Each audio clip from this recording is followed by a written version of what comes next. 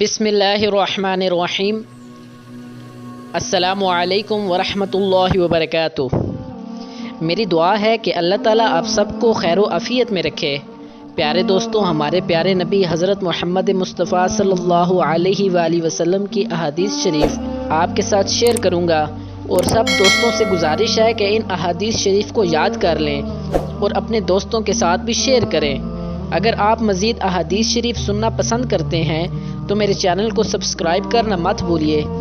اللہ تعالیٰ آپ کو اپنے حفظ و امان میں رکھے۔ رسول اللہ صلی اللہ علیہ وآلہ وسلم نے فرمایا، جس نے کسی مسلمان کی پردہ پوشی کی، اللہ تعالیٰ قیامت کے دن اس کی پردہ پوشی کرے گا۔ رسول اللہ صلی اللہ علیہ وآلہ وسلم نے فرمایا، اللہ تعالیٰ نے فرمایا ہے کہ ابن آدم مجھے تکلیف پہنچاتا ہے، زمانے کو گالی دیتا ہے، حالانکہ زمانہ تو میں ہی ہوں، میرے ہی قبضے قدرت میں تمام امور ہیں، میں رات اور دن کو گردش دیتا ہوں۔ نبی کریم صلی اللہ علیہ وآلہ وسلم نے ارشاد فرمایا، تم اللہ تعالیٰ سے ایسی حالت میں دعا کیا کرو کہ تم قبولیت کا یقین رکھا کرو، اور یہ جان رکھو کہ اللہ تعالیٰ غفلت سے بھرے دل سے دعا قبول نہیں کرتا۔ رسول اللہ صلی اللہ علیہ وآلہ وسلم کا ارشاد ہے، اگر تمہیں کوئی نقصان پہنچ جائے تو یہ نہ کہو اگر میں ایسا کر لیتا تو ایسا ہو جاتا، البتہ یہ کہو کہ اللہ تعالیٰ کی تقدیر یوں ہی تھی اور انہوں نے جو چاہا کیا، کیونکہ اگر کا لفظ شیطان کے کام کا دروازہ کھول دیتا ہے۔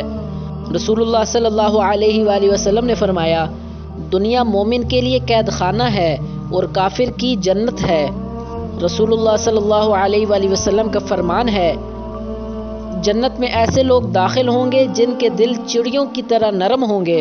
رسول اللہ صلی اللہ علیہ وآلہ وسلم نے فرمایا، جب رمضان المبارک آتا ہے تو جنت کے دروازے کھول دیے جاتے ہیں اور جہنم کے دروازے بند کر دیے جاتے ہیں اور شیطانوں کو زنجیروں میں جکڑ دیا جاتا ہے۔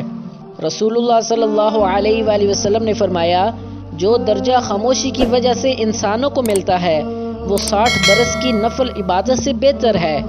رسول اللہ صلی اللہ علیہ وآلہ وسلم نے فرمایا، کیا میں تمہیں جہنمی لوگوں کے بارے میں نہ بتاؤں؟ ہر سخت مزاج، بد اخلاق اور تکبر کرنے والے جہنمی ہیں۔ اللہ اکبر۔ رسول اللہ صلی اللہ علیہ وآلہ وسلم نے فرمایا، لوگوں پر آسانی کرو، سختی نہ کرو، اور خوشی کی بات سناؤ، نفرت نہ دلاؤ۔ رسول اللہ صلی اللہ علیہ وآلہ وسلم نے فرمایا، تم قرض لینے سے پرہیز کرو، کیونکہ قرض رات کو غم کا سبب ہے اور دن کو رسوائی کا۔ رسول اللہ صلی اللہ علیہ وآلہ وسلم نے فرمایا، جب نماز پڑھ چکو تو اللہ کی اس طرح حمد و ثنا بیان کرو جیسا کہ اس کا حق ہے، پھر مجھ پر درود بھیجو اور پھر اس سے دعا کرو، اے نمازی دعا قبول کی جائے گی۔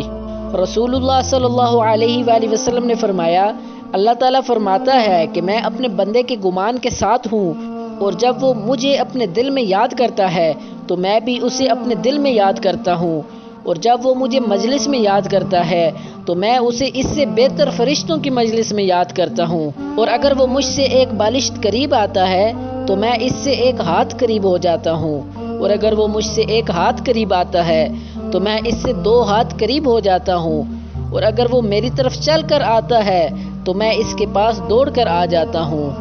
حضرت عبداللہ بن عمر رضی اللہ تعالیٰ عنہ سے روایت ہے کہ رسول اللہ صلی اللہ علیہ وآلہ وسلم نے فرمایا، جب کوئی جھوٹ بولتا ہے تو جھوٹ کی بدبو کی وجہ رحمت کا فرشتہ 1 میل دور چلا جاتا ہے۔ اللہ اکبر۔ اللہ تعالیٰ ہمیں حدیث سننے اور اس پہ عمل کرنے کی توفیق عطا فرمائے۔ اللہ تعالیٰ آپ کو اپنے حفظ و امان میں رکھے۔ ملتے ہیں نیکسٹ ویڈیو میں، تب تک کے لیے اللہ حافظ۔